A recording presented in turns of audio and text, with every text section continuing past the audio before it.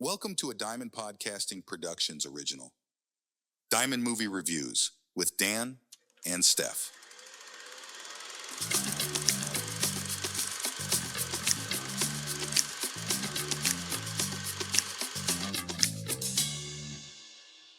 Hi, everybody.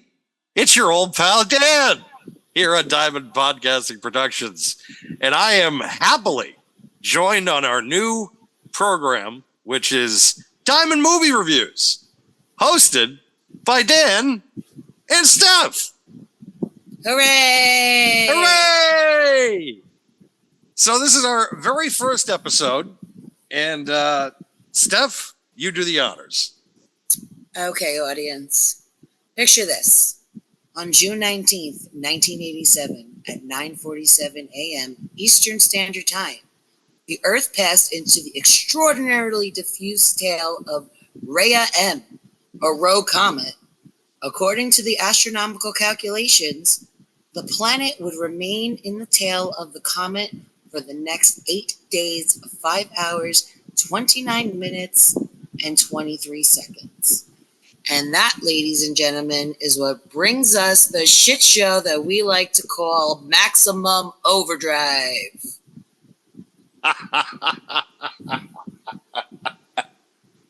And we're coming out of the gates hot on this one.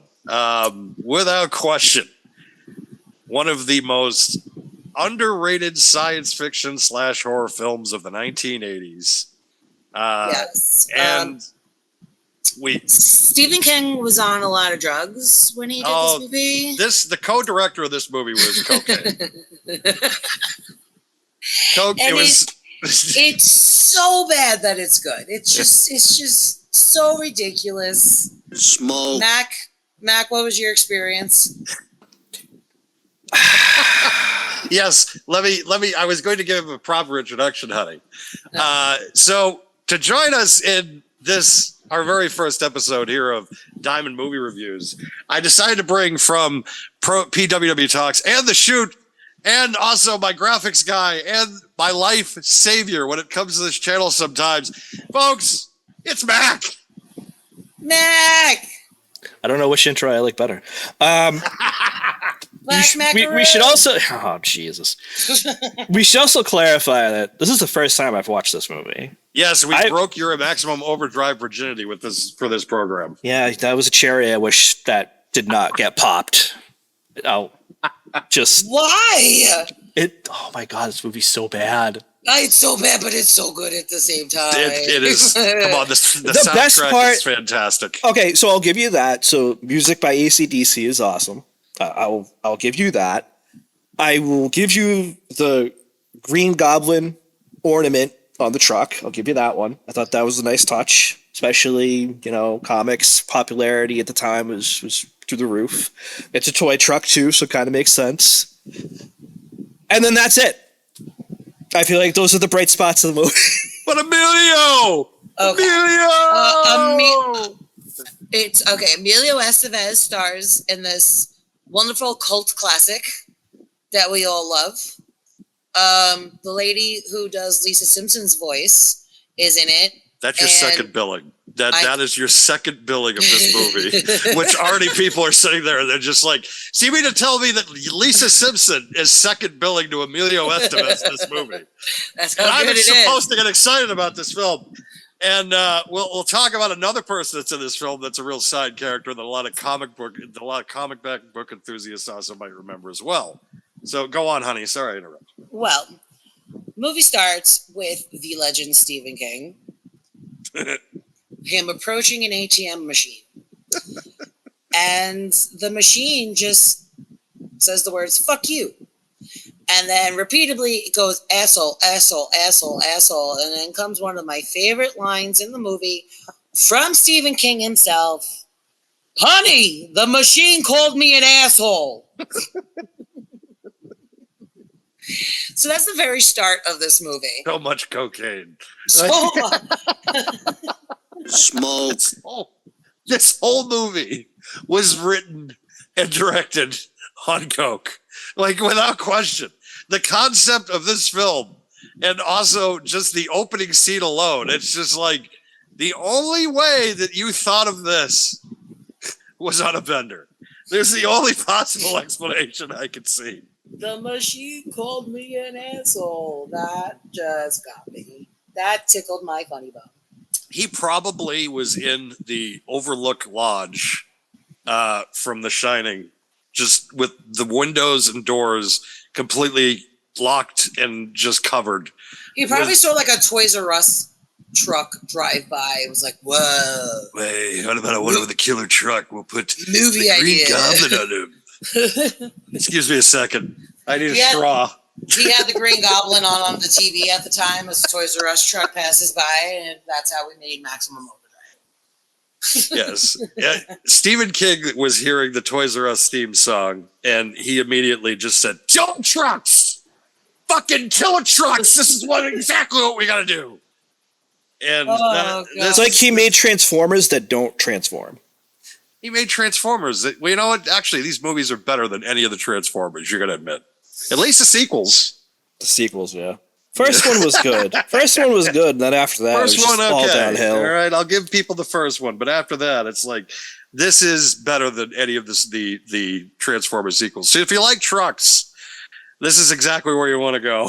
I like trucks.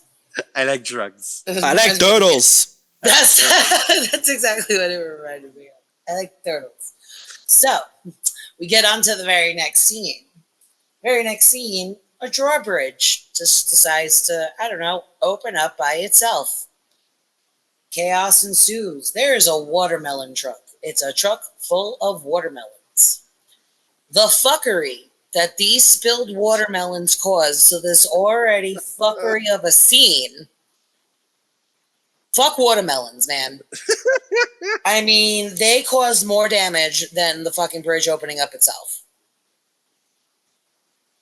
Uh, I just love the drawbridge operators too. Like, I didn't do nothing. Like, everybody in this movie is fucking dumb. those guys are 100%. definitely union guys. Oh, They're yeah. on union. Actually, I'm going to fast forward just a little bit. The only guy I actually like was Lisa Simpson's husband. What about Emilio Estevez? No, Okay. he was kind of it was just, he was cringy. That Especially when they had like those deep moments within the movie. It's like, ugh. this whole fucking movie is cringy. What are you talking about? I have a theory about Lisa Simpson's husband. We'll get to that later. Curtis. Yes. All right. Wow. Yes. Poor guy. Now, after that whole watermelon fiasco, we open up to the scene with the infamous Green Goblin truck just driving down a lonely road and stops at a truck stop in the middle of bumblefuck nowhere. Here's where we meet most of our main characters, Emilio Estevez being one of them. Emilio. The dickhead gas station owner, his name is Bubba's in the movie. What's his name, honey? Pat Hingle. Yeah, And okay. do you know who Pat Hingle is? Mac automatically knows. Mac saw that face and probably was just like, I've seen this guy before. He is Commissioner Gordon from Batman 89 and Batman 92, Batman Forever, and Batman and Robin. He was in all four of the original quadrilogy as Commissioner Gordon. So, of course, the only time I just saw him in this movie, I'm just thinking of lines that he said of just like, well, you know, we're not worrying about bats and goblins and things like that. Well, he was a hillbilly dickhead named Bubba in this movie. Yes, but he reminded me of a video game character. We'll talk more about that later.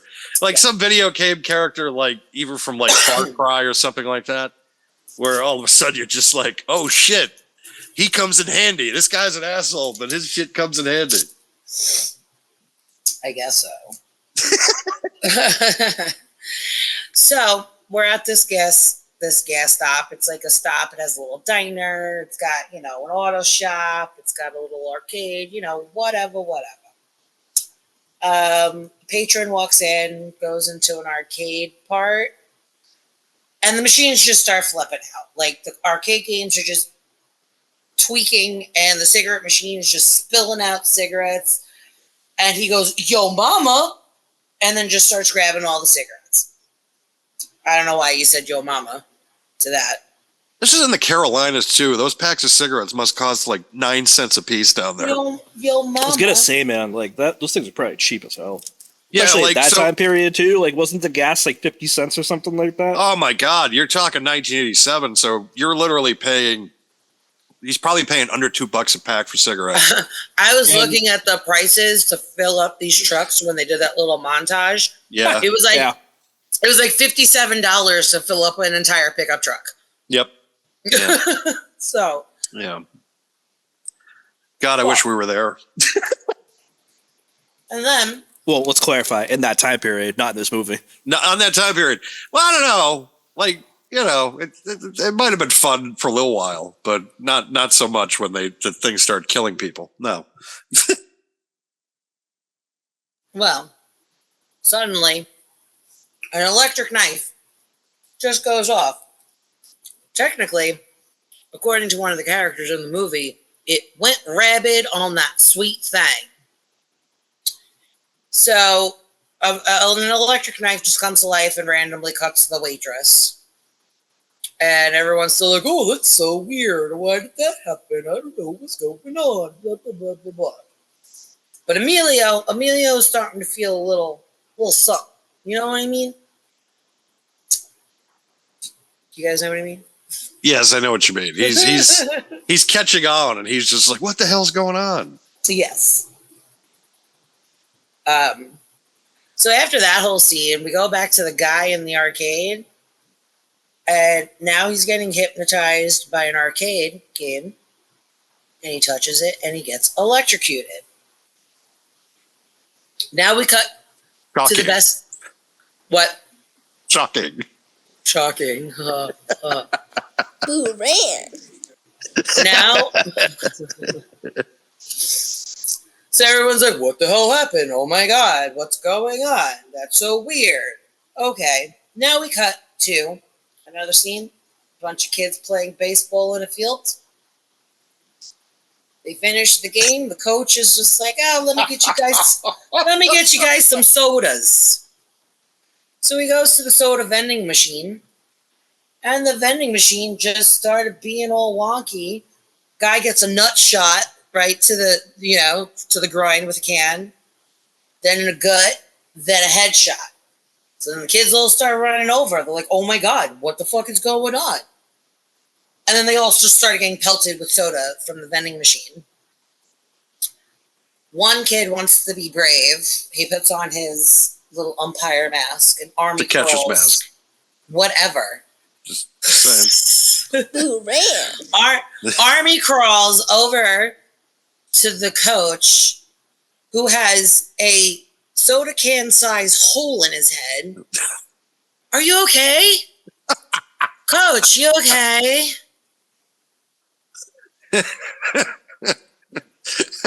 He's dead, Jim. Are you- It is. He's dead, Jim. "Are you okay?" "Sure. Okay, fine."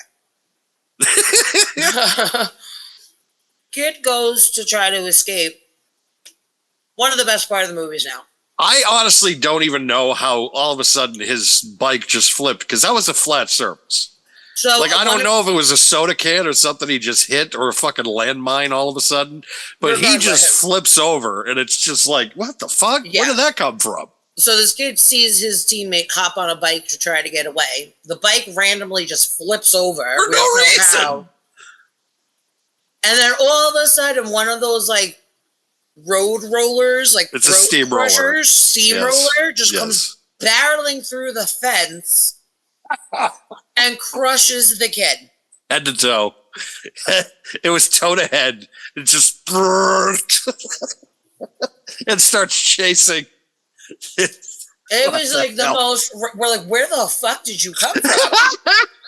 Like, Where did that come from? didn't know just immediately to go to the field. It's like, must go to Little League field now. Like, it must kill children.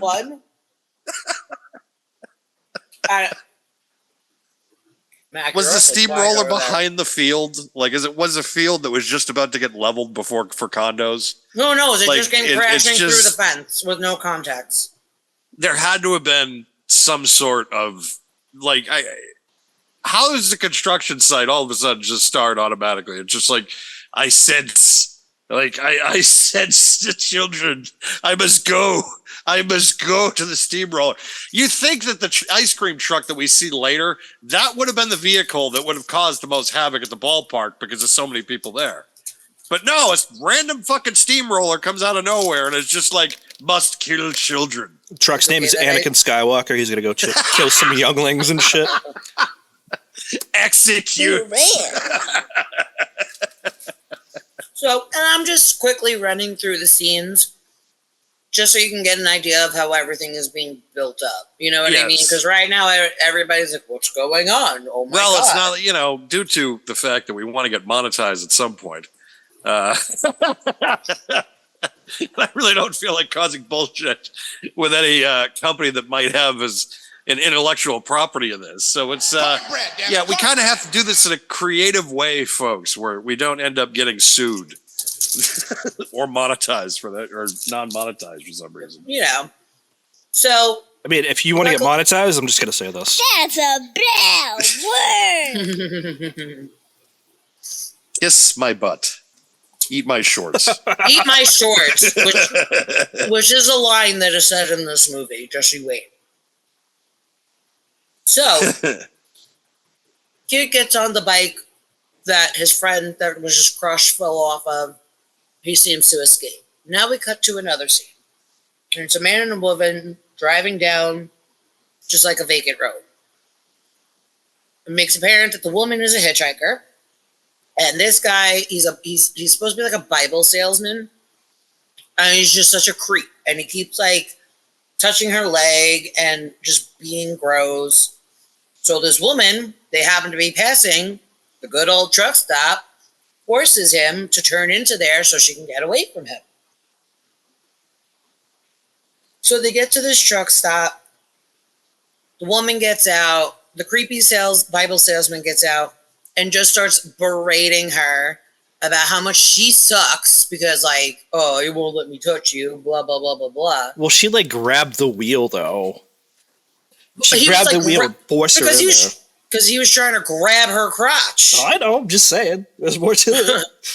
And he's berating her and just screaming at her like a jerk face. And all of a sudden, the truck comes magically to life all by himself that has been sitting in that truck stop and tries to hit the creepy sales guy.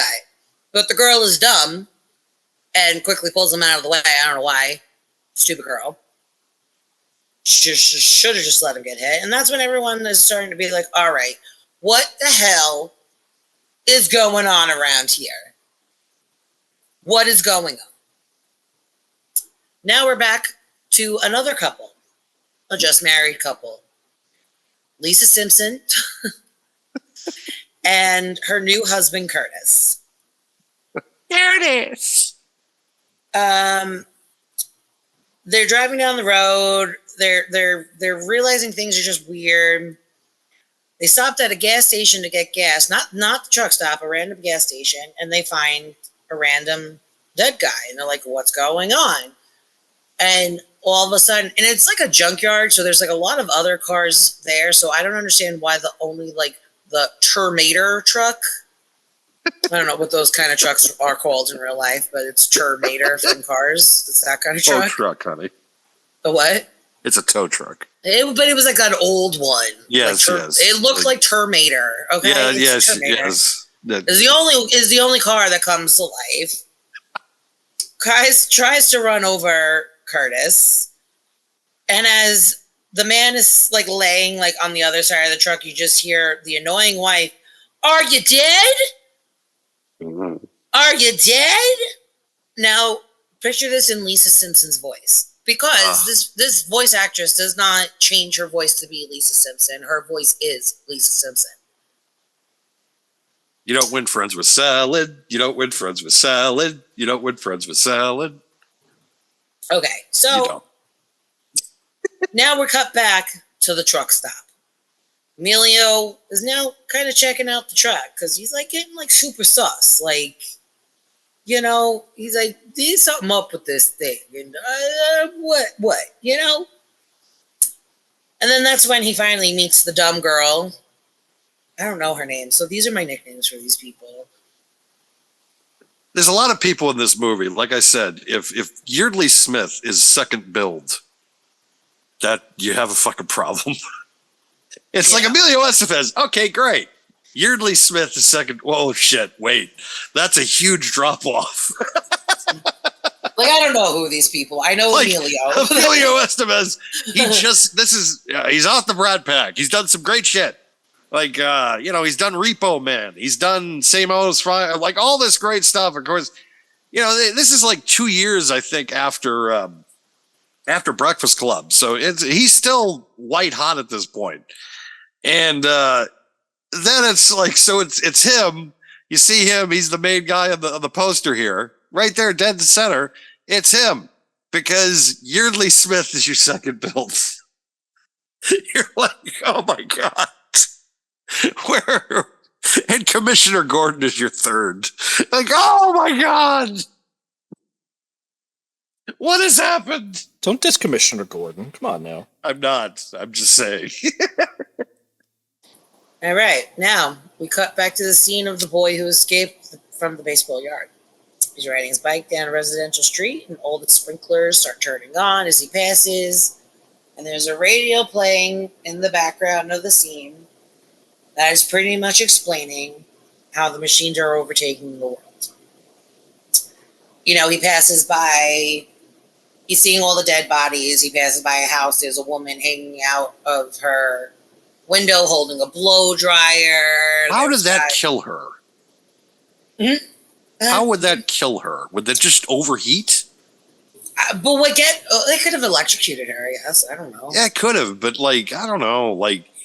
But what gets me is that in this scene, he passes by a random guy in a random car who's dead. Yeah.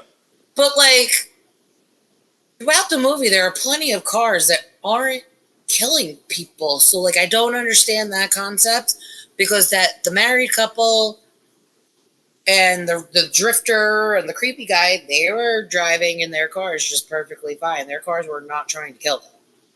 That is weird how continuity wise, it was, okay, so this guy's dead in the car. Is there another reason why he was dead in the car? Even in that, because he's not a main character. That's true. That's true. Even in that scene, and the only reason why I can tolerate it is because it looks so fake. They had a dead dog with a toy police car in its mouth, dead. What did the toy do to the car? Well, he was taking a bite out of crime. And I'm out of here. Oh boy! Ooh, man. And I'll see you next week. Yeah, show's over, guys. It can't get any better than that. That's the end. Yeah, I'm glad it did look. It did look fake, because there's nothing worse than that's one of those comical deaths, and plus you didn't see it. All you see is the after effect, and you can just tell that it's not a you can tell dog. It's like a toy dead dog, with, laying on the road with red around his mouth and a toy police car in his mouth. It's like Stephen King has such a heart. He's just like, well, we're gonna make it look fake. I don't really want to irk people by having a dead dog in the thing.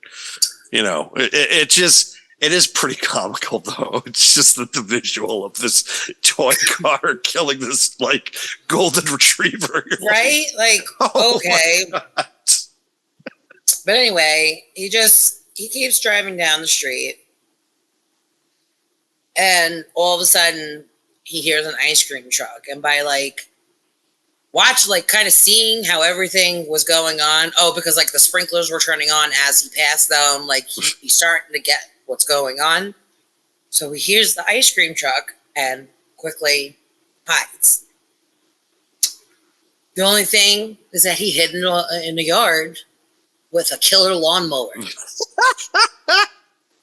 So that scene ends by him riding down the rode on his bike with a lawnmower chasing. The most magical lawnmower ever, because it just didn't need even a fucking. Trying to get some of those fucking things started with that kicker. Oh, it started right up real quick. Not a problem. It was at this scene that I looked at this and I was just like, this is like a shitty Terminator movie right now. The machines are coming to life. They're trying to take over. And we have Killer Lawnmower on the loose. The lawnmower was already covered in blood. That's why I'm calling it the Killer Lawnmower. Oh, I know.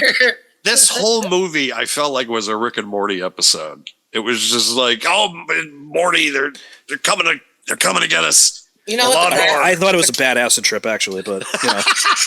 What do you mean? I mean, the graphics were badass.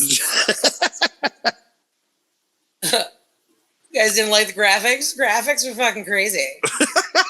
It's not same with the movie, unfortunately. Best part of the movie. So I thought the best part of the movie actually was when he's riding the bike down with the sprinklers, and then you have that long shot of him riding his bike and the sprinklers coming on. Yeah. I thought that was good cinematography, but that was like the only part. There's a lot of cool cinematography with the long highway shots. Yeah, he did a lot. There were things in this movie, like cinematography wise, that I was just like, okay, there's something there. Like he has a visualization of things of what he kind of wants to do. Like the shots with him in the ATM machine, like the point of view shots, those were pretty good. Or even like when you actually saw the ice, because keep in mind, this was the 80s. You saw the ice cream truck pull up. Yep. With nobody driving it. Yep. And pull away. So like just how they were able to like maneuver that back in the 80s was a cool little effect. Well, it wasn't probably an effect. There was probably some mechanical shit, but yeah, I mean, or some little thing that they did, and I'm sure this was just some random Hollywood backlot that they were able to do this in. I had to. I meant to do that earlier, but just that's how I feel about this movie. Anyways, continue. So, after that whole scene, we're now back to the truck stop. And I forgot to mention, in the very beginning of the movie, when the crazy truck stopped into the truck stop, a guy went to give it gas. It wasn't going. So the guy puts his eyeball right up to the gas nozzle. That's exactly what you do. Yeah. I mean, in any situation. And gets a face full of diesel. Okay. And this happened like right in the beginning of the movie. So now we're back at the truck stop. Turns out the dumbass who looked down the gas nozzle is the father of the kid who has escaped. And now he wants to go and get his kid. He's like, I need to go find my kid because now that everyone's realizing like shit's fucked up, we got to get out of here. I got to find my kid. But, from him being a dumbass, he can't see. And, they're all trying to stop him. And he's like, but I got to find my boy. I gotta. I didn't know it was Travolta. Yeah. Well, I can't do Southern, I guess. Yo! I gotta find my kid. Hey, I gotta get the fuck out of here. Hey. Anyway, dumb blind guy proceeds to go and like start his truck to find his son. You're not sure. For once, we weren't talking about you, Dan. Exactly. But of course, the truck just starts on his own, plows through the poor fuck, and then the truck proceeds to destroy that creepy guy, Bible Thumper seller guy, and he flips out. The Bible Thumper guy, for some reason, thought it was a good idea to run out and start calling the truck things such as a snot bag, a snot ball, a prick, a scumball, a this, a that. He won't listen to Emilio. Emilio's trying to get him back by saying, "Get back, you happy asshole." Happy asshole. That's what he's saying to this lunatic guy screaming at a truck. Get back, you happy asshole. What? Anyway, and the happy asshole didn't get back. He gets hit by a truck. And now everyone's really realizing, like, we're fucked. Okay. Shit's getting real. Now there's just trucks just circling the truck stop like sharks. They're like, we're trapped. Now we cut back to that married couple. Their car still isn't trying to kill them. They're driving around just perfectly fine. That I don't understand, but okay. Okay. Stuck, they start getting chased by a truck. There's like this intense scene of a car and the truck battling of who's gonna, get off the road. And Lisa Simpson is being so fucking annoying, just screaming, "Oh my God, Curtis! Curtis!" She actually screamed at him, "Curtis, make them stop bumping us!" Like, really? That was like you a few weeks ago when the power went out, and I was in the basement looking at because I had to silence our firebox here. And I come back from the basement. She's just, "Did you fix it?" It's like, what the fuck am I gonna do? Okay, like, but I'm not screaming. You're gonna fix it, bitch. Lisa Simpson voice. No. Like, she's literally just berating him. She's like, "I knew I shouldn't have let you drive."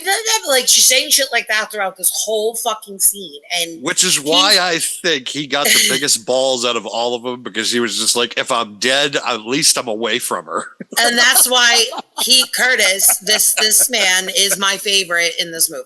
Okay? He just says, fuck this. Yes. If I die, at least I'm away from her. So, but luckily, while having her fucking screech in his ear and having this crazy truck trying to run him off of the road, he does some crazy maneuvering, got away from the truck lost control, went over the cliff. We got big explosions. Random explosion for no reason. And then just so happens there's a sign in the background of the couple that they just so happen to be only 2 miles away from the truck stop. He snaps on her too. He's just like, oh! Yeah. He's just had it at this point. I'm reading through my notes. My note right after that goes, "The wife is so fucking annoying. I hope she gets hit by a truck." And to think, honey, and to think this movie was done in '87, and for 37 years we've still had to put up with her every fucking Sunday night on Fox. No, she was not as annoying as Lisa Simpson, and she was annoying in this room. Like, her screeching. She was screeching throughout the whole movie. Do you know how many times, though, I've had to listen to fucking Lisa Simpson preach to me about meat and bullshit? Like, okay, but she's not screaming, going, "What are you doing? Oh my God, I knew I shouldn't have let you drive. Bleh! Curtis, make it stop." All right, Lisa Simpson ruined the barbecue, though.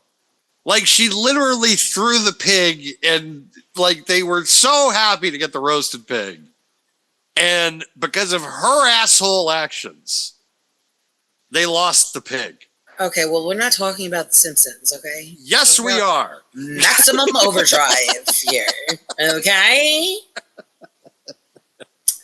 So, they attempt to get to the truck stop. The trucks are whirling around. Curtis does a sick jump move to, like, get his ass into the truck stop between the swirling cars. And then, I don't know, as they're trying to get back into the truck stop, the dickhead owner Bubba just comes out with like a random fucking like bazooka or like missile launcher. RPG. Whatever.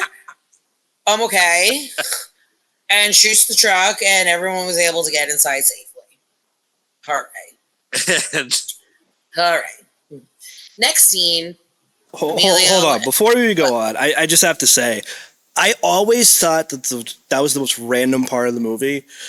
They're sitting here with monster trucks, not monster trucks, but, monster, in quote, trucks. Yes. Oh, yes. Right, whatever. And then at this random point in the movie is when he decides to bring out the rocket launcher thing. Fuck it. Yeah. You had that the whole time. It's just like, why didn't you fucking tell me this about 3 hours ago? Right. Like, my note is like, he comes out with that shit. Okay. Where did that come from? Yeah. Why are we bringing this out now? You automatically now can level the playing field. It's like, okay, no one can fuck with you. You have a goddamn rocket launcher. Like, you just have to do this to a couple of trucks, and maybe they'll stop fucking with you. Instead, they're just circling the wagons. Like, what is this? I felt like we were for a second with the circling of the wagons. I thought we were on the Oregon Trail for 5 minutes. Like, what the fuck is it? Ring around Jesus. the rosy. So, this is another great scene. Next scene, Emilio and that dumb girl, they're having a moment. They're just kind of like, canoodling, kind of flirting, talking about each other. And Emilio mentions the knife she carries around. And her response was, she needs to keep it safe. She needs to keep it so she's safe while she's hitchhiking to Florida. Or at least that's what she was doing until every machine in the world went into maximum overdrive. She said it! She said the line!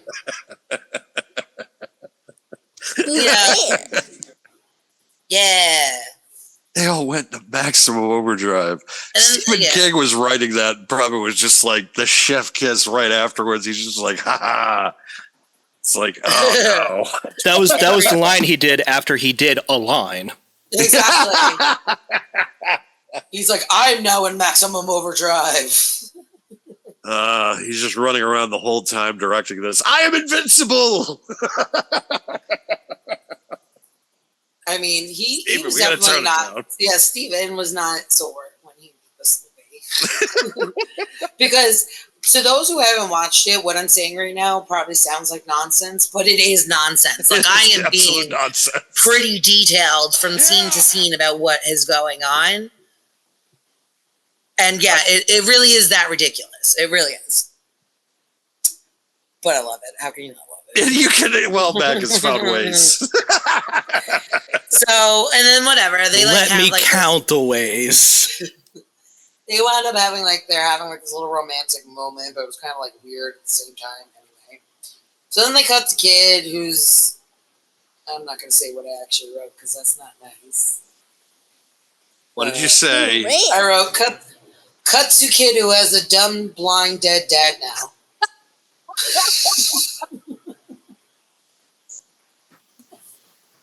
Well, you said it anyways, so doesn't really matter. I'm sorry. I'm so sorry. These are literally my thoughts as I watch it. That's just what So, and he's now getting chased by a fucking airplane.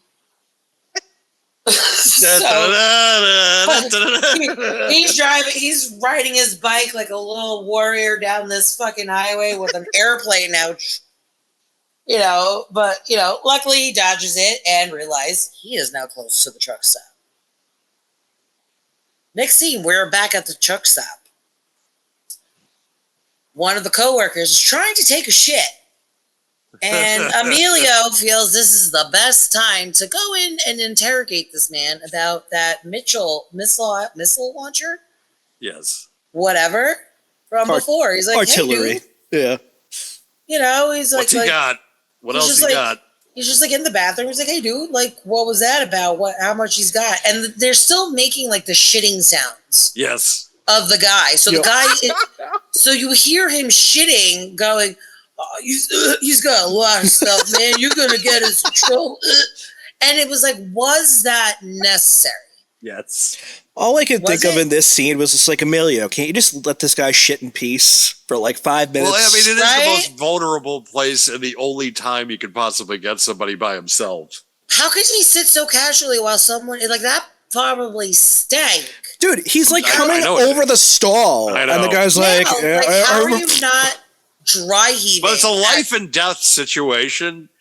Really, this is a life and death situation. So I think it's a passable offense because you got this fucking guy is the one who's trying to tell Emilio. He almost spilled the beans, and then of course Commissioner Gordon was like, "Oh, Bubba, you shut the fuck up.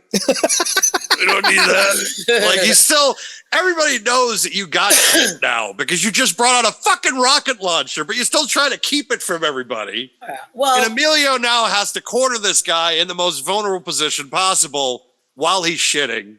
Okay, and did they need to make it so obvious that he was taking a shit? Yes, in this they scene? did. They needed to make it obvious. And the fact that he's sitting in a stall sweating. like a pig wasn't enough. We had to add in the splashes of the poop. And Why are we getting so graphic about the shit fucking scene? Because it was unnecessary, and I want to let people so know why are we spending so much time on Why it? are we on this? Why are we still on this? Because I want to know what Steven was Enough thinking about about. The shitting.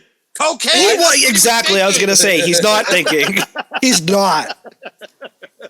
He's thinking about when his next line is coming. I love Stephen King. He has created so much great shit, and I don't even hate him for this.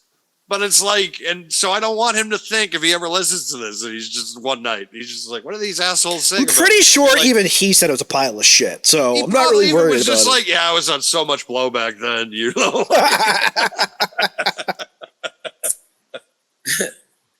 Do you know how much fucking money I was getting that back then? Yeah, I know.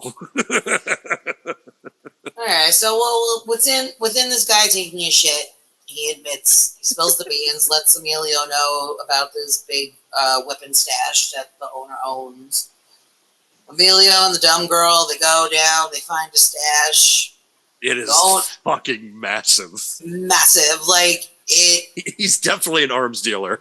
Like military grade ridiculousness. And the owner comes down and of course is all mad, like, oh, what are you guys doing? Me.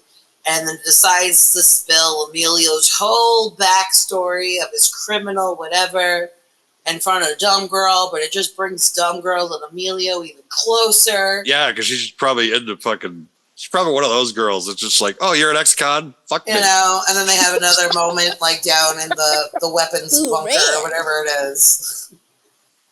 And that was that. Now we cut back to the kid on the bike. And he can see the truck stop with all the trucks circling, and he's trying to figure out how to get there, and he sees there's a drain pipe to help him get to the shop, but it has a cage on it, he can't get there. Now we cut back to Emilio and the dumb girl, and they are obviously now post-sex. Right? Post-sex. Literally, that's how she gave it up to him. Yeah. Like, oh, you're an ex-con? Post-sex.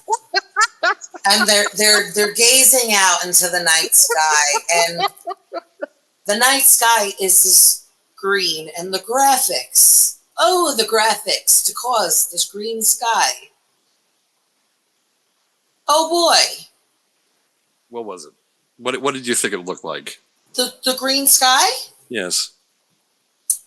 It looked like from Ghostbusters, like the little ray that comes out of their ghost packs, that little green. Oh yeah, ray. yeah. No, that actually does sound kind of accurate now that I'm looking, because we're looking at the top right corner, which is pretty much what the green is all around it.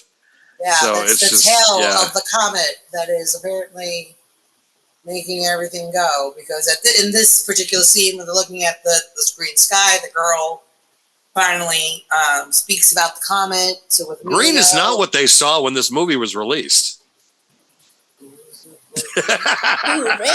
Oh, ha. But then this is also when Emilio comes up with this brilliant idea, and it annoys me, and you will find out when it annoys me later. He's like, a sailboat. A sailboat is great. There's no motors. That's how we can get out of here. We'll somehow get to a sailboat. And he even knows of an island where no motor vehicles are allowed on the islands because it's so convenient. And that's their, I don't know, plans of getting away, loving each other, is getting on a sailboat and going to this random island. Lovely. So now everyone's just inside of the truck stop, the jukebox explodes, everything's kind of just getting worse. The waitress has a nervous breakdown. Just randomly starts having a nervous breakdown, starts screaming, "We made you!" Oh, God. "We made you!" Goes outside going, "You can't kill us," and is screaming like a fucking lunatic. Chewing up the scenery in this whole sequence. And I'm talking like screaming, and that's mainly what she's saying is, "We made you." horrible overacting. We made you. Horrible overacting. And then the truck gets pissed off, and the whole truck stop now lost power. Bitch should have kept her mouth shut because now she just fucked everyone even more. Yep. And it's just, well, all with her bullshit of just being like, we made you. I found her more annoying than Lisa Simpson in this movie. I mean, the waitress didn't have as much screen time, but she was more annoying. Yeah, like what little bit she was in, like she was. Ugh. Yeah, like she was that bad that I was actually thankful when she ended up getting killed. I hate to foreshadow, but at the same time, it's like, thank God, because she was so like, she was not somebody I was rooting for towards the end. It's like, oh, I know she's one of the people that no. If they kill, I hope they kill her. Really, really hoping Lisa Simpson died. Yeah, but I don't think Okay, but like, so the power goes off. And everyone's just now kind of sitting in the powerless shop, just kind of like playing cards, just doing their thing, trying to just get through the night. And then all of a sudden they start hearing somebody moaning outside. And then they realize the creepy sales guy isn't actually dead. No. He was sent off into a ditch near a drain pipe. The same drain pipe. So now comes the epic rescue scene with AC/DC playing in the background to try and save the guy and get him back to the truck stop safely. They just so happen to have a drain pipe in the truck stop that leads to where the creepy guy is. And I don't know why in this scene, I guess they were trying to be funny because in this scene, Emilio and Curtis, this is why I like Curtis, they're the ones who decide to crawl through the pipe to try to get to the guy. And as they're crawling, there's a scene, and Curtis is like, they're crawling through water in a pipe. And Curtis is like, hey, how many people do you think peed in this water? And then just as he said that, Emilio slips and his face just went right into the water. And Curtis is... And yeah, like Curtis was just like fucking with him the entire time. So like I guess there was supposed to be like some comedic relief with it. But it really, I don't know. Yeah, Curtis actually is one of my favorite people out of this whole movie. Yeah, he ended up being my favorite. Yeah, because he's in my like top three. Emilio is the hero in this in the end. Like because you gotta look so cringy though. I don't know if he was cringy. I would just say that like he played the hero part very well. Like he was supposed to be the hero in the end. Yeah, he did, because he ended up like he did all the heroic shit. He didn't really. He was always the first one out the door. But watching this movie made me realize he's a really bad actor. A really bad actor. He was not a good actor in this movie, Emilio. This was not one of his best. The movie is shit. Well, the thing about it with Emilio is that like he's also one of these guys that he plays himself. He's all of his movies, and that's like there's never been anything in anything that I've seen him in where it's not like. It's the same guy that I saw in Breakfast Club. It's the same guy that was in Young. It's the same guy that was in Repo Man, the Mighty Ducks movies. It's always him, but it's just like he's got enough screen presence and I feel like charisma enough to carry films. He's done this and he's been in and I'm sure down the line again, because another great B movie that he's in, and I've mentioned is Repo Man, which we'll probably do on this program later down the line. But he has presence about him, and he's a bad actor, but he's also, I think, somebody that, in the end, I still think is a movie star. The difference between actor and a movie star, I think he's a very good movie star. I'll give you that. I don't think he's a bad actor. I just think that he doesn't have a lot of range in his acting. Probably the best way to say it for me, at least. I mean, you look at his brother too, because again, his brother's Charlie Sheen. you could look at Charlie Sheen, you could say the same thing. But again, I think movie star, great television star, great actor, probably not. Their dad, though, I feel like was definitely, he got all the acting chops, I thought. So now we're at the point. Kid has now made it to the end of the pipe, which happens to be where the creepy guy has been kind of like hanging out the whole movie. And I guess he's like stuck in mud, and he's trying to get the kid to help him get out of the ditch, and he grabs a hold of the kid's ankle. And the kid's like, I can't get you out, you're too heavy. And the guy just starts like threatening to kill the kid, like if he doesn't get him out of the ditch. But Emilio and Curtis just happen to show up at the right time. They wind up saving the kid. I guess they just left the creepy guy there.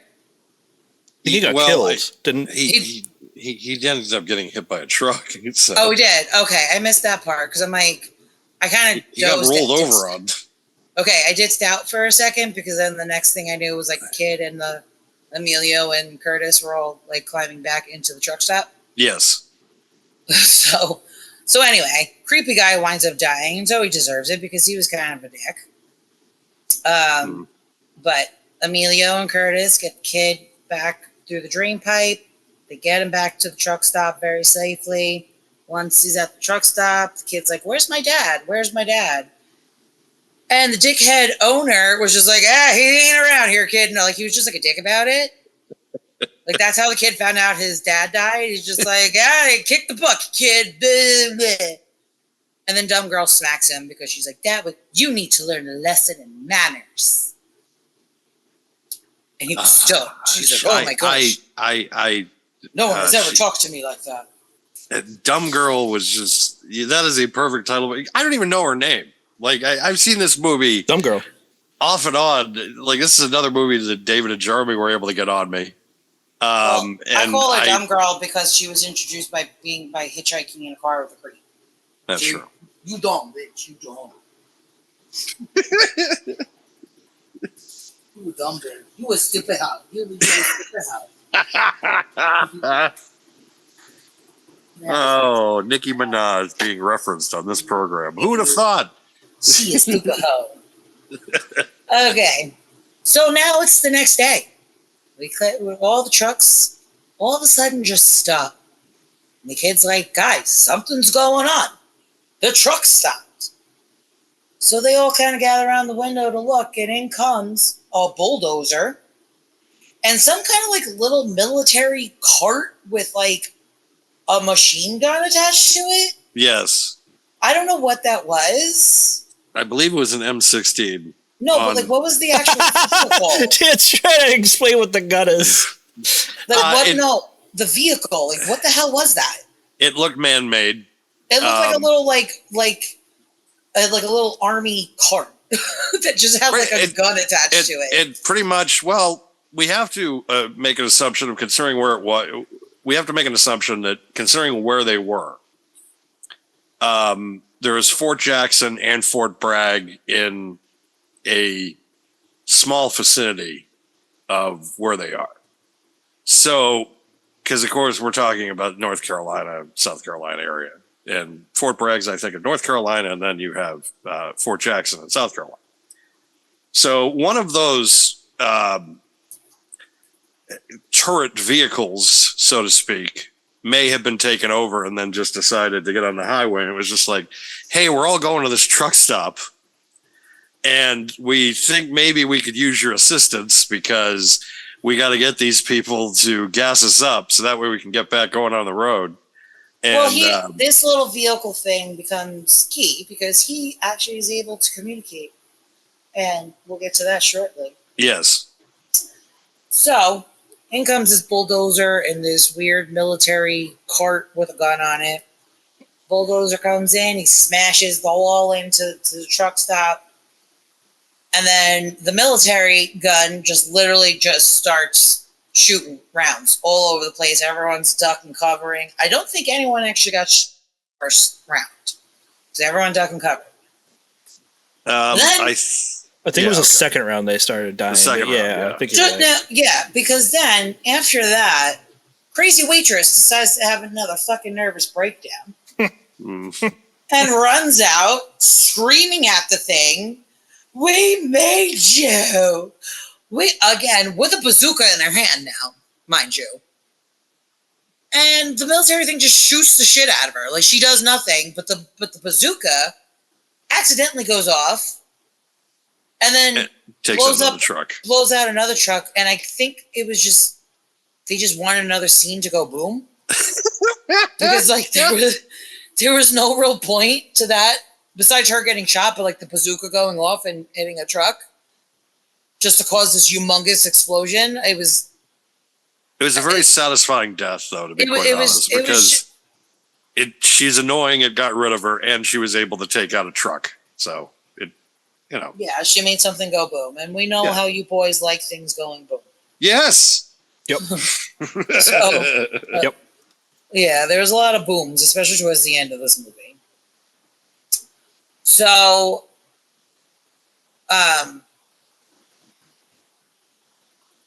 okay, so then all of a sudden the gun the gun car thing seems to start communicating and it starts honking. And everybody's like, what is it doing? Oh my God. And of course the kid's like, hey, that's Morse code. I know because I got a merit badge in it. Of course you did, kid. Shut up, kid. So in Morse code with honks off this random car, they're pretty much saying, feed us. They want to be fed. We will kill you all if you don't feed us. And of course, Emilio's like, yes, we're going to do it. And everybody's like, oh no. But Emilio isn't afraid because in his minds, it would be like a junkie trying to run down his connection. So then he approaches the truck, which when I say the truck, I'm meaning the Green Goblin truck. And he's pretty much talking about his gas like it's a drug deal. He's like, fuck face. Call your friends. Tell them we got the best stuff around. No, nothing, no cut. You hear that fuck face? Like, weird. You hear that fuck face? Like, it was just weird. Like, he's all of a sudden the drug dealer that he just referenced, basically. Yeah, exactly. He started acting like a cartel member to the truck, saying how, like, his gas is the best there is and to bring their friends. Okay. So now we have this montage of everyone taking turns filling up all the gas. We got ACD blaring in the background. I think this is when we had Hell's Bells. Yes. This was Hell's Bells. Yep. The trucks start throwing a tantrum because they run out of gas. But apparently there is a truck with gas, like a gas truck. And they're able to whatever. Emilio is so exhausted at this point from filling up so many trucks with gas. There's now a scene with him and Dumb Girl, and he's resting, and she's just patting him with a cool cloth. His palms are bleeding. And yeah, and he's having just like this moment. And he went on something about like their brooms, like these aliens, these are the brooms of the aliens, because the world is dirty, and these are the brooms to sweep us all up.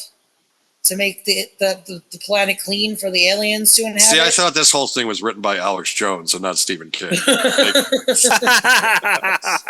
was just waiting for Emilio to come out with why there's water? Why are they turning the frogs gay? What is going on here? Like, why is this happening? And the whole monologue was just like, I'm like, what are you talking? And that was like one of the pinnacle points. And I'm like, Emilio really sucks in this movie. Like. His delivery, I mean, granted, he wasn't given much to work with. It's the lines, it's that's the thing. It's like, as much as good as an actor as you can possibly be, if someone writes a shitty script and you have to say that line verbatim, there's not much acting in the world that's going to be able to save you. They're brooms. He started, it was like he was ranting about brooms. It was, whatever, because he's just so tired from pumping gas.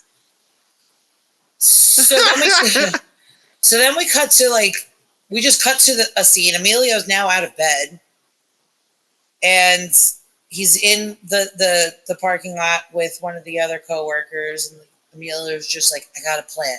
The guy's like, what? He's like, just when I tell you to run, run.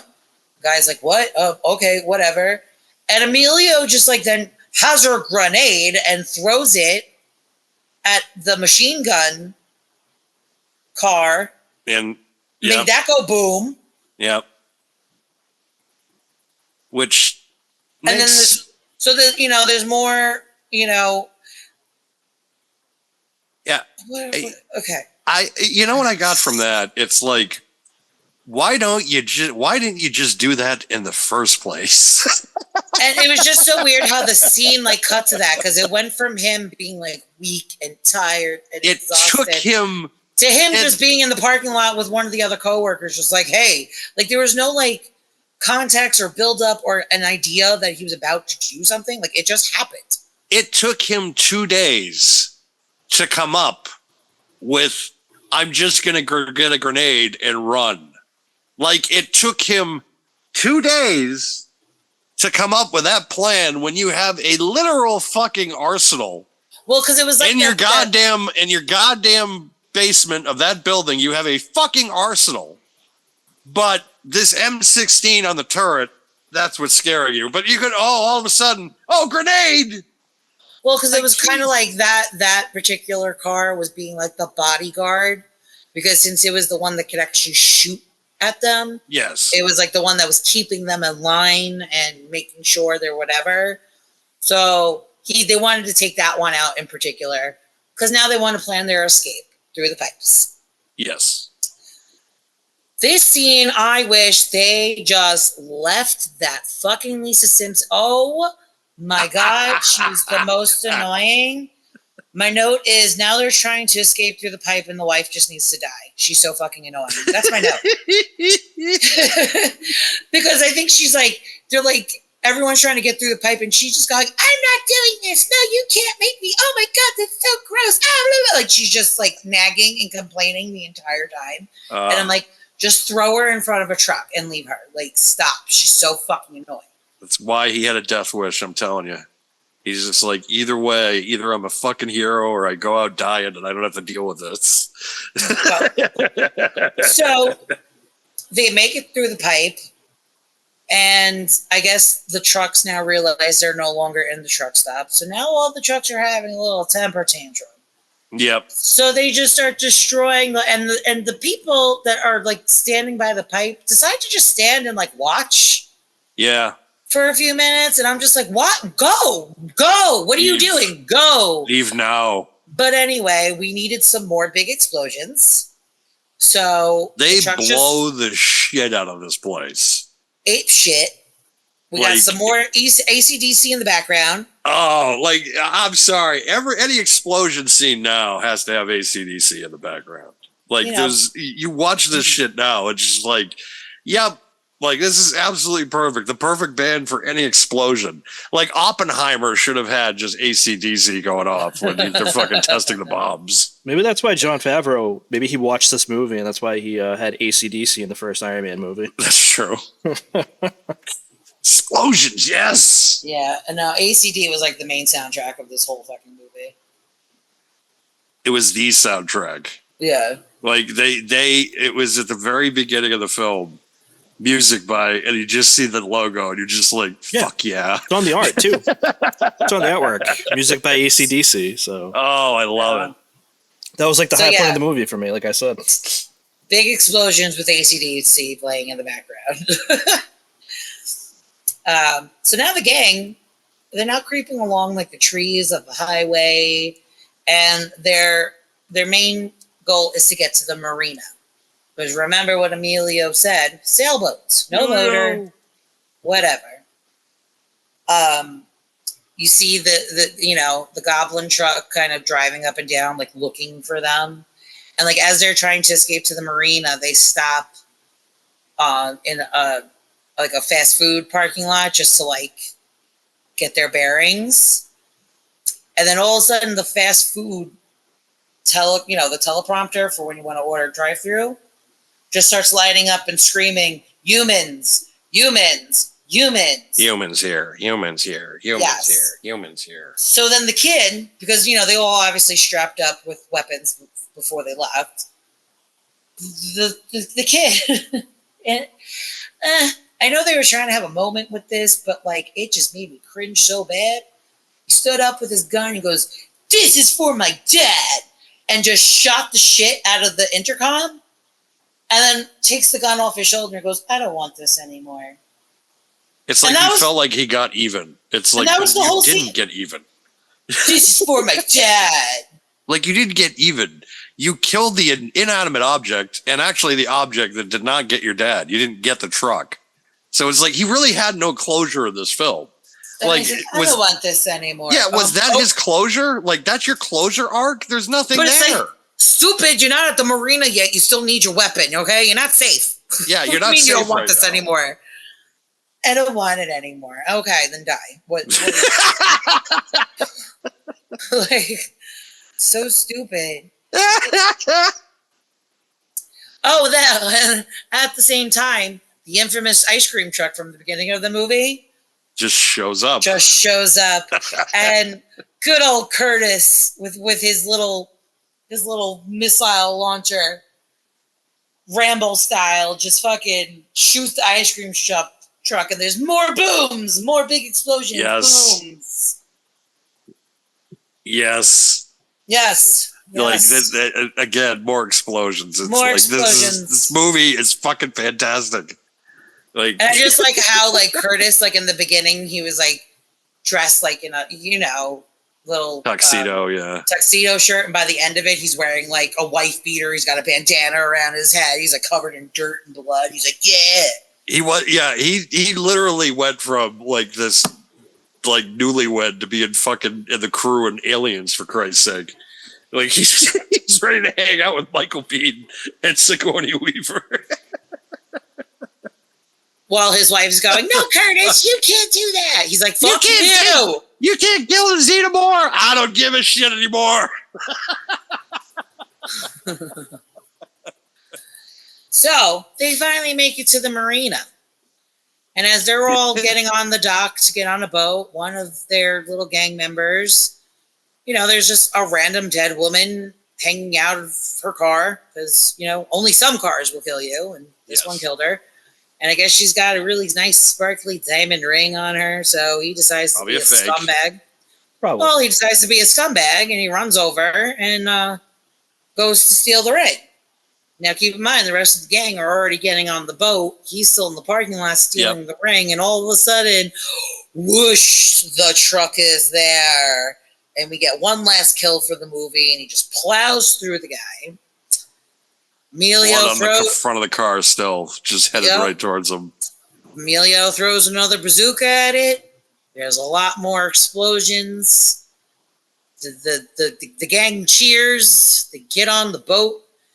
And this part really makes me mad because I can't tell if it was a sailboat. I can't tell if it was it kind of did not look like a sailboat. It looked like a motorboat. And not only did the boat, because I could be wrong, it could have been a sailboat. I don't know. But the other boats in the marina were definitely not fucking sailboats, and none of them were doing anything. Yeah. None of them. Yeah. And that's how the movie ends. Yeah. Well, you're welcome, guys. Then they have the same kind of like graphic they had in the beginning to say I have it. Contradicts the beginning. Okay, go I ahead. have it. Go ahead, I have Steph. it. Where is it? 2 days after, a large UFO was destroyed in space by a Russian weather satellite, in parentheses, which happened to be equipped with a laser cannon and class, was that 5? IV? IV is 5? Whatever. IV is 4. That's 4. Class number Yes. nuclear missiles. Approximately 6 days later, the Earth passed beyond the tail of Rhea M exactly as predicted. So, The ends. of course, they have to put the nuclear. It has to somehow turn to nuclear at the fucking end of this. Of course, it was the Russians. Yes, it's like, oh, those damn Russians again. It was the Russians. Of course, it was. Every major catastrophe in the 1980s had to have a Russian tie-in to it. Like every major catastrophe. Something's happening, blame it on the Russians. Yeah, blame it on the Russians. It's just like, yeah, it's the Cold War. Fuck them, And of course, nuclear. This is a year after Chernobyl, so everybody's just like, yeah, fuck them, double fuck them. Yeah, they fucked the whole world up. Like, Boo ran. yeah, this was. I did the last kill line though of Emilio Estevez when he just says to the truck, "Adios, motherfucker." Like that's an all timer. Like you gotta at least admit that. It was like cringy. He didn't say it cringy wise though. He said it in a way that was like an emphatic way of I think any of us may have said that if we had a good kill like that, good headshot or something like that, we might have say that the same way. You don't know. But what I don't understand is they already knew about the pipe, right? Yes. Yeah. Why did they wait so long and exhaust themselves constantly filling the trucks if they just had the pipe to escape in the first place? That's a good question. You know what I mean? But then they would have figured that then this movie would have been 40 minutes. And then I'm like, why did Emilio be like, yeah, bring all your friends. Tell every single fucking truck to come here. Yes, absolutely. Yeah. Why? I don't know. Maybe to keep all because you're thinking you could stay alive. At that point, you're just thinking of every single. But they already scenario. knew about the pipe. Yeah. I mean, I don't know. But honey, there are a lot of films are like this, where it's like you know the obvious thing to do, but at the same time they don't know because it's the same old. It's the same old. It's the same old adage of all these horror films of why didn't you just leave the house? Why didn't you just get in the car? Why didn't you?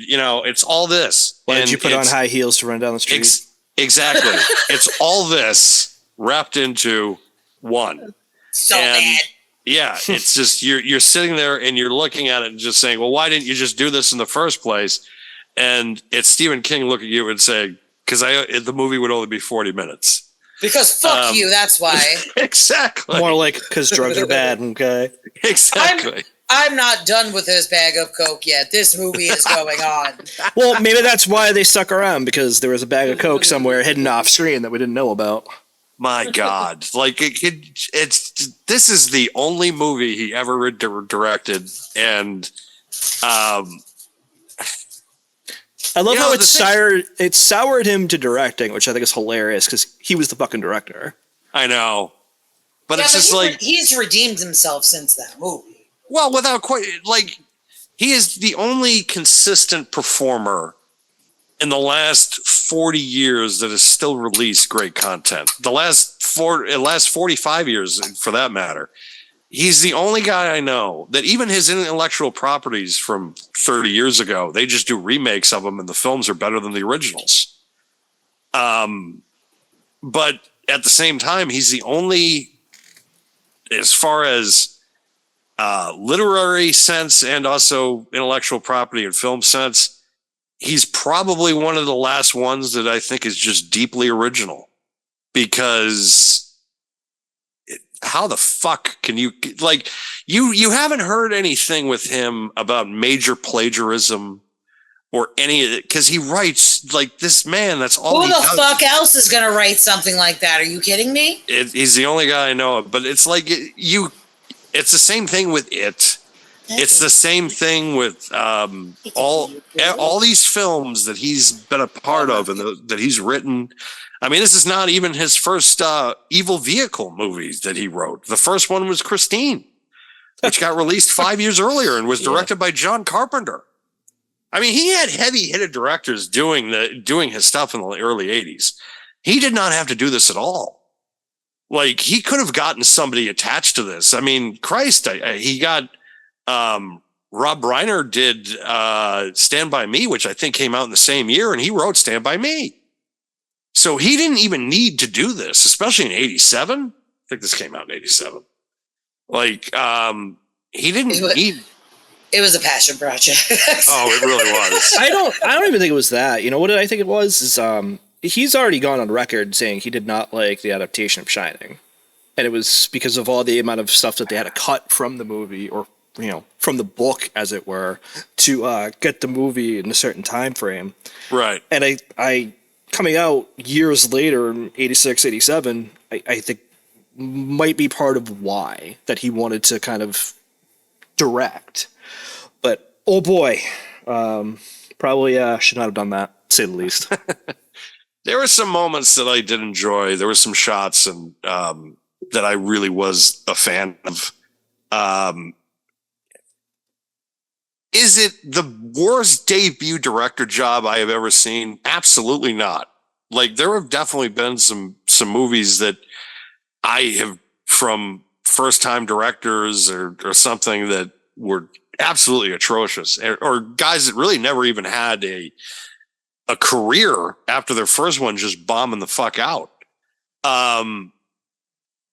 Where this, I think he could, if he really wanted to do it again, he could have learned from his mistakes from this, because it really, like, from a first time director, this wasn't, was the source material great? No.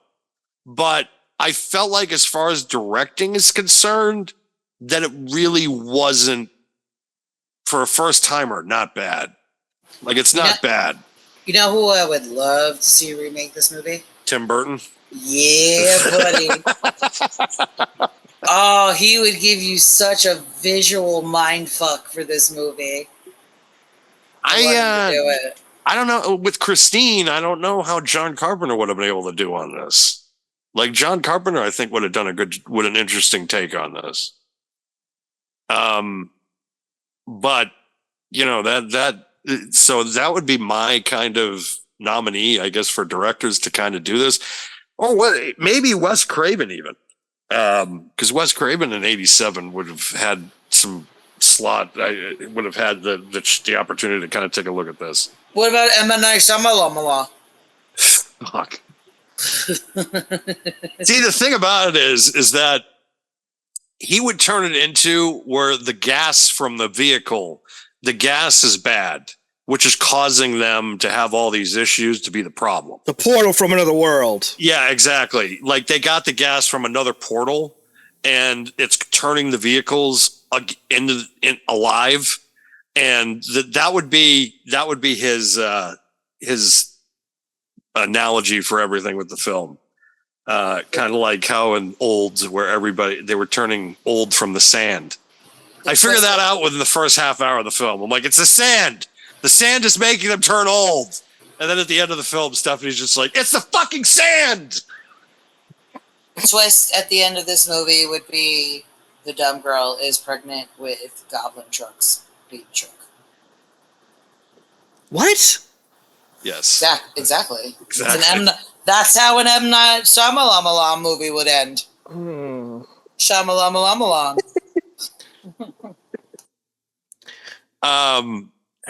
I feel like you know what it is for me about this movie too is there are so many missed opportunities in this movie. There are, like, because there's something there.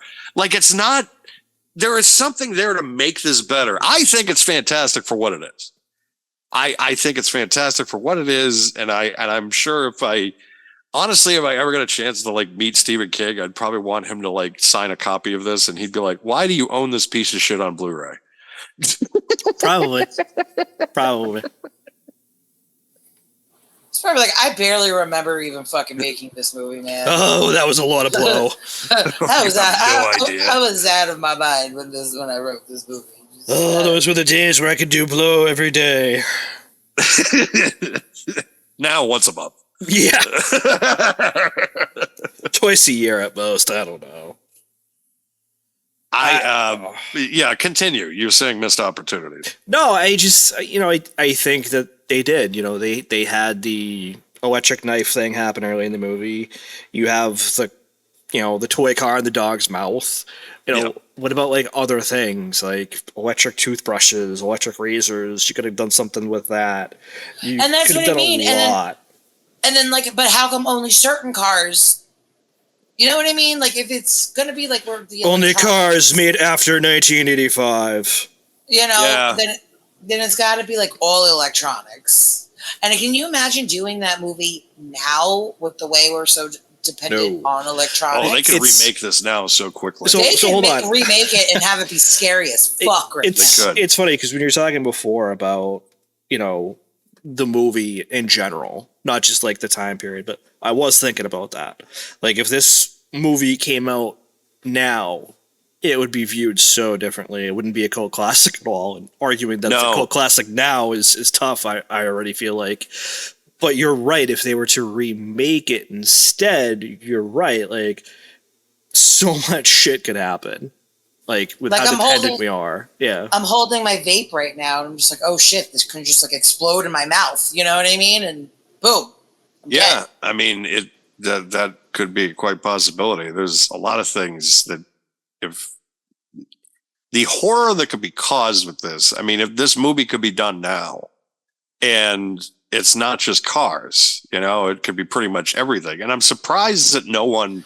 But in this movie, they also did have other things because you remember the one scene the woman was hanging out with the blow dryer. The blow Yes. dryer is what's killed her. Yes. And then on the radios that would play in the background, they were talking about microwaves and all that other shit. So like they were creating the world where all the electronics were attacking, but like not really. I mean, Yeah, shit. it Like, what was about those robots and shit they have now too? Oh my god. Like, yeah, all we're not talking like terrifying. iRobot and shit, but you know, they have templates. They have that one at Tesla that they're building. Who knows how many of those they actually created that actually work? But still, Oh god. they have fucking sex souls that have machine parts in them too. For Christ's sake, like, what the fuck? Well, then you know the drone technology, for Christ's sake. Yeah, that I too. mean, that too. You're right. You got how many thousands of drones just going off kilter, and their object now is to just kill people. Like fuck. I mean, how many of those now are armed by the military? I mean, they don't have to do. They don't need soldiers now to do wars. They just need fucking goddamn Are drones. we forgetting that we literally just hold a computer in our hand all day? Yep. You know what I mean? Like we be fucked, man. I mean, our brain is already hitting maximum overdrive from the phone. oh shit. Shut up, bitches.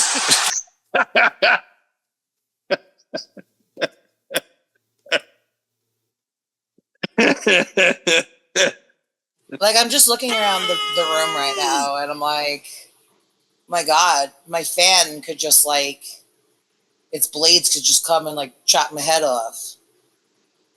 Yeah, but I just You know, like I'm just looking around at like all like the electrical stuff in the house. I'm like, oh my God. So easily.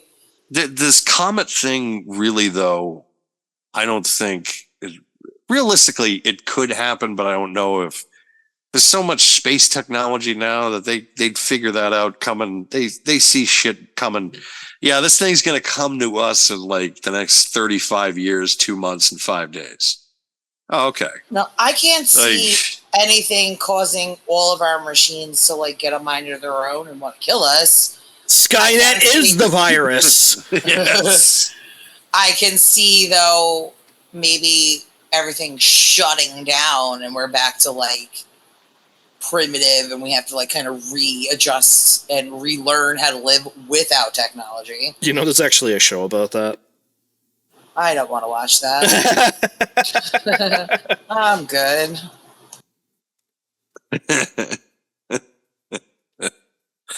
I mean, we've just. I wish though that someone would just license the truck like on a toy or something. Yes. They did for a mug. Yes. I have it as a mug. Yes, I got the mug. The minute they got the mug, the minute I found out about the mug, her birthday was coming up, and I was just like, and the day I got it, I just said, I got your birthday gift. And she saw the box on it. She's just like, tell me it's the fucking truck. Tell me it's the fucking truck. It just said Maximum Overdrive. It was just black and it said Maximum Overdrive. I'm like, tell me you got me the fucking truck.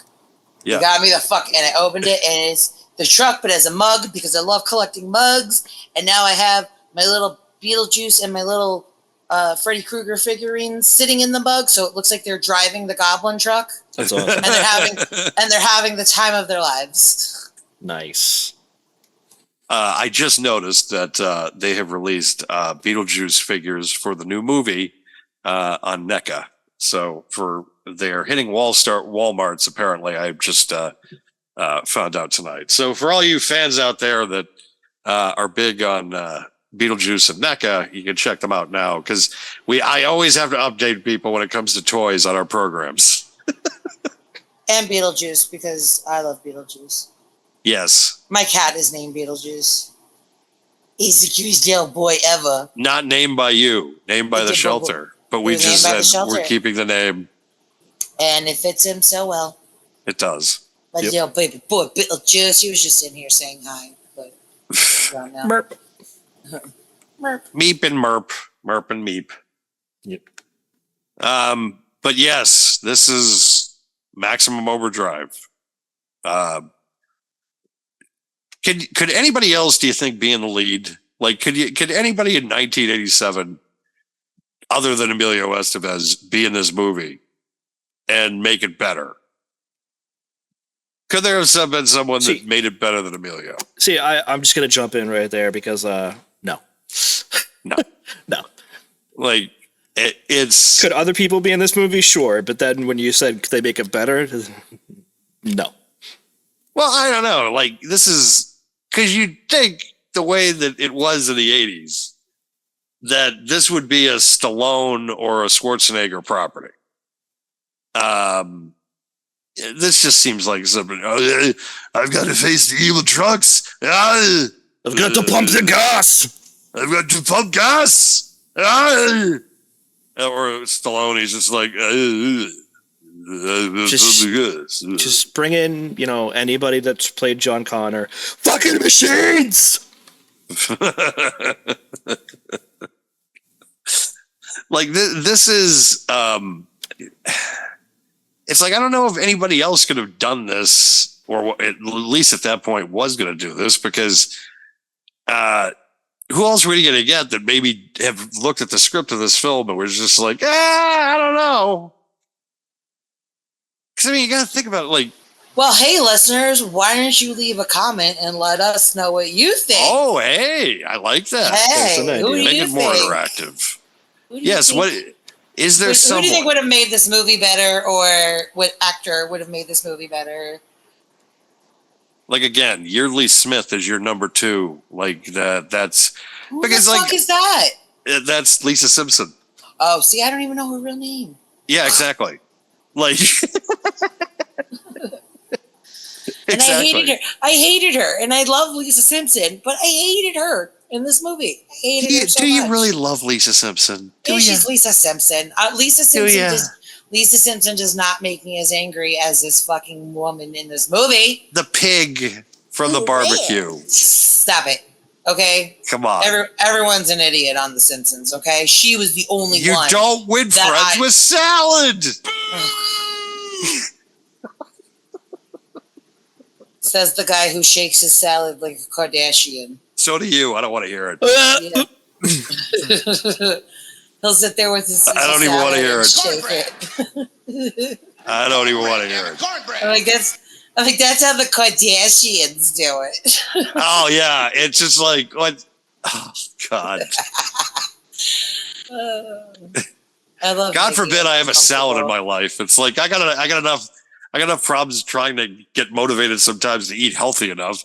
Besides being so goddamn expensive out there. Like that's the thing I love about this country. It's part of it. It's just like, oh, hey, let's you got to eat healthy. You got to do this, and it's just like, oh, okay. Yeah, I'm just gonna go to Whole Foods. $6,000 paid groceries. Give me a break. Yeah, just like I was seeing in this movie, $57 to fill up a diesel truck. Exactly. And the gas prices, I think, was probably like 50 cents a gallon. The cigarette prices were probably $2 a pack, at least. Yeah, even down south, I don't even know if it was $2. It might have been even 50 cents. It might have been even like $1.50 back then. Yeah, who even knows? I mean, who cares? Who knows? Especially, you got to think of the place that you are. You're in the Carolinas at that point, which is Tobacco Row. So you're just thinking, yeah, this is exactly where the shit's coming from. So you're probably not even paying. You're probably paying next to nothing for a pack of cigarettes. So that guy stealing the cigarettes at the beginning, it's just like, all right, so you're saving yourself maybe $8. Like, that's not a lot of money. But I guess back then, $8 went a lot further than $8 does now. Anybody got any closing thoughts on this? This movie fucking sucks. Except for the music. Except for the music. Except for the music, yeah, this movie sucks. And what about the explosion? What about the explosions? Because I'm not booked. Yeah. What about the explosions? Because I'm not booked. Yeah, okay. What about the truck? So they blew up a couple trucks. Like, what the fuck? I feel like the ending. Hold on. You know what it is too for me? The ending is a cop out. They go on a boat, and then they go to the world again and be like, oh, well, they shot down a satellite. But it was the laziest ending ever. It was. Keep in mind that comment was supposed to last like 8 fucking days. He couldn't be fucked to do the whole 8 days. He watched people survive it for 2, and then they get on a boat to leave. It's like it was anticlimactic because it's just like they blew the truck up and that was pretty much it. Well, like that was the end of this. You know what it is for me too? It's just like, oh, okay, they go to somewhere that has like no machines or anything like that, but okay, are all the trucks and all the machines like still like sentient now? Do they revert to normal after the comet passes? Like, none of that is discussed at all. It's just like, oh, they got on a boat, they went to an island. Like, okay. And like, now what? A boat that I don't think was a sailboat either, which fucking pisses me off too. So now they're on this boat. Now they're on this island that has has no vehicles there, and then in a couple of days they're just going to have to go back on an island, so that way they can go back to the island that has vehicles on it. Because hey guys, everything's blown over. It's fine. We'll just go down to the Winchester and wait for all this to blow over. But yeah, so okay, so this island has no, vehicles, machines, whatever. So does it have food? Yes. Does it have pharmacy? Does it have any, anything really? You have modern medicine. Like, I don't know. I mean, screw the medicine. I need food, man. Emilio's explanation was just, it's a whole island where no motor vehicles are allowed. I mean, you think that paradise. I don't fucking know. You think that being at a truck stop, you guys they probably are loaded with supplies. They're armed to the teeth. Like, literally armed to the teeth, and they probably have decent supplies. Like, yeah, and they were like a diner too, so like, they had like food. It wasn't just like convenience. But how are they getting all that shit out before the fucking cars and shit like just plow through all that? I'm just thinking, it doesn't show either. Everybody had like a bag with them. So I mean, you think that probably everybody got like a bag full of stuff, and it's just like, here you go, carry it. Except the dead weight that Yeardley Smith was, Steven, we have questions. There are so many unanswered questions, Steven. Was the blow left behind as well, Steven? It literally reminded me of Dawn of the Dead, the original at least, where it's just like they go to the mall and all their movie and all the supplies they need are there. Like, oh, they have an artillery. Oh, they have food. Oh, we have money. Oh, we have guns. Like, everything that they could possibly need is there. And they're just living somehow up in like the ceiling of the building that nobody can get to. So it's, there were parts of it with being stuck at this and everything kind of happening at the truck stop for the majority of the film gave me those kind of vibes. But to me, it's always a film it's kind of like a guilty pleasure just because of the fact that it was one of the films that kind of bonded my brothers and I. because it was like the first like R-rated movie that I wasn't supposed to watch as a kid, and I'm just laughing hysterically when the truck is just driving around killing people. Because you're looking at this big green happy thing, and it's just like, oh, it's got a devil look on it, but it's still cute. Like, it's There's something. There's something. Hey, how are you, man? It's this green cute thing, but it's the face of like one of Spider-Man's greatest villains. But it's a cute green thing. I wasn't much of a Spider-Man back then, I guess. nor am I now. So I guess Green Goblin really didn't, like, I didn't know who Green Goblin was until probably I saw the first movie. Like, honestly, I knew nothing about Spider-Man at all up until I saw that first movie. I just found out that the Green Goblin truck was from Spider-Man, like, I don't know, like 2 or 3 months ago when we Yes, when we first watched it, yes. That's when I found that part out. Yes. So it's just, to some people, and I'm sure there's some people that might listen to this and be like, what? Yes. The Green Goblin is supposed to be the iconography in front of this truck, which, again, this was a time in in space where intellectual property was very loose. So having that in the front of a truck that is going around killing people, you could get away with it back then. Now, Disney would sue their ass. Cease and desist. So fast.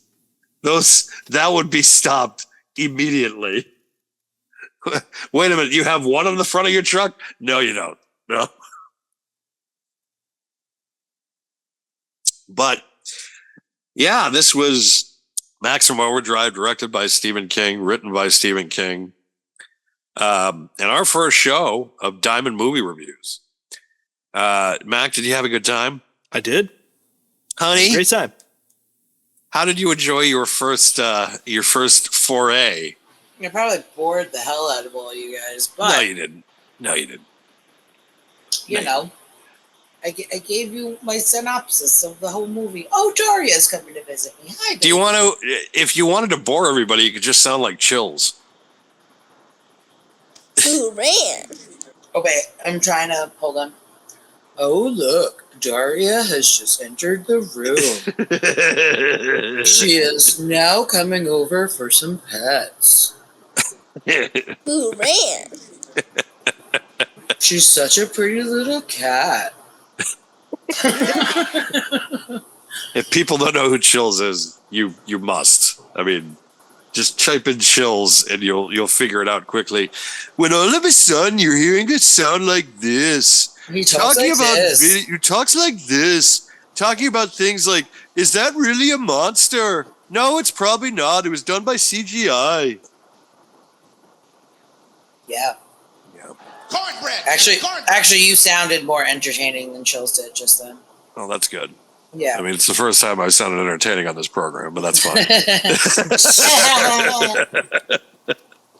Let me take a drink of water before you. Oh my god. What's the matter? What's the matter, Mac? What's the matter? Because I'm not booked.